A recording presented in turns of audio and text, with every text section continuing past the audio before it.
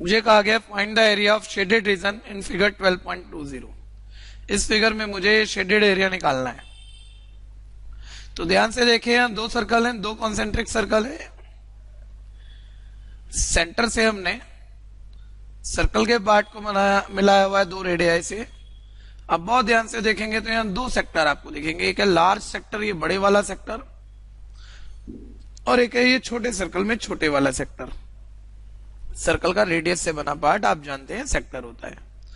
तो मैं इस बड़े सेक्टर के एरिया में से अगर इस छोटे सेक्टर का एरिया हटा दूं तो ये शेडेड पार्ट का एरिया आपके पास आ जाएगा।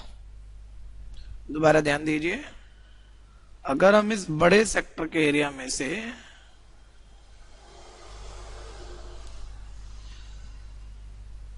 ये छोटे सेक्टर का एरिया, ये छोटा सेक्टर का एरिया मैं यहां से हटा दूं तो ये शेडेड पार्ट का एरिया मेरे पास बच जाएगा।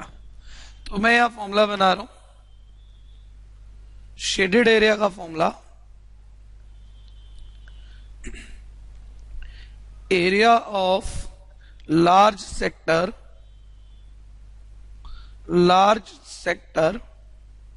Minus area of small sector. Large sector का एरिया का फॉर्मूला यहां होगा theta by 360 pi r square. भाई सेक्टर बड़ा हो या छोटा, एरिया का फॉर्मूला यही होता है। लेकिन जब आप बड़े सेक्टर का एरिया निकालेंगे, इस वाले बड़े सेक्टर का एरिया, तो इसमें रेडियस आप क्या लेंगे? तो ध्यान दीजिएगा, यहाँ बड़े सर्कल की रेडियस हमें 14 दी हुई है, जिसे हम यहाँ R1 बोल देते हैं। तो बड़े सेक्टर का एरिया निकालते हुए मैं रेडियस R1 पुट करूंगा। अब बड़े सेक्टर के एरिया में से मुझे छोटे सेक्टर का एरिया, खाली एरिया माइनस करना है। अब सेक्टर बड़ा हो या छोटा, सेक्टर के एरिया का formula theta by 360 pi r square होता है। तो मैं माइनस करूंगा छोटे सेक्टर का area theta by 360 pi r square, और इस छोटे सेक्टर की रेडियस, छोटे सर्कल की रेडियस मुझे 7 दी हुई है, जिसे मैं R2 बोल रहा हूं। तो यहां मुझे रेडियस R2 पुट करनी है। लेकिन क्वेश्चन ये क्रिएट होता है कि क्या दोनों सेक्टर में थीटा सेम है? तो आप फिगर को देखिए, दोनों सेक्टर में रेडियस से सेंटर पे बना एंगल, बड़े सेक्टर में या छोटे सेक्टर में थीटा 40 डिग्री ही है। तो थीटा दोनों सेक्टर में सेम है, जो कि 40 डिग्री है। उसे आपको यहाँ θ1 या θ2 लिखने की जरूरत नहीं है।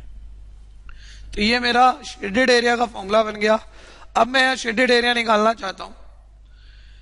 तो देखिए, राइट साइड कैलकुलेशन करने से पहले अगर कुछ कॉमन आता है तो कॉमन ले लीजिए। तो इस पूरे रिलेशन में से थीटा बाय 360 पाई कॉमन आ जाएगा।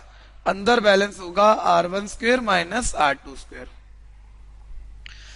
वैल्यूज हम पुट कर देते हैं। थीटा यहां पर मेरे पास 40 डिग्री है। पाई का वैल्यू क्वेश्चन में मेंशन नहीं है, लेकिन एक्सरसाइज के लिए उसने शुरू में बोला है 22/7 पुट करना है।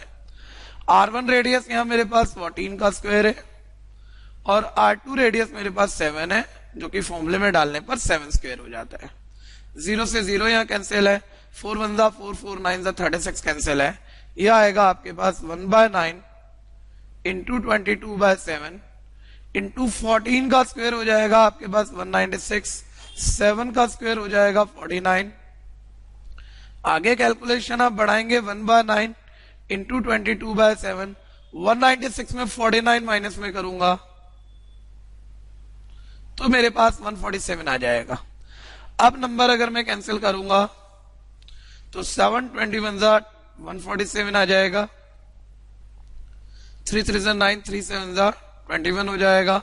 मल्टीप्लाई करने पे ये 154/3 सेंटीमीटर स्क्वायर आ जाएगा। चूंकि हमने पाई की वैल्यू 22/7 पुट की है, तो आप आंसर फ्रैक्शनल भी छोड़ सकते हैं, या आप डिवाइड करना चाहें तो डिवाइड करके भी आंसर लिख सकते हैं।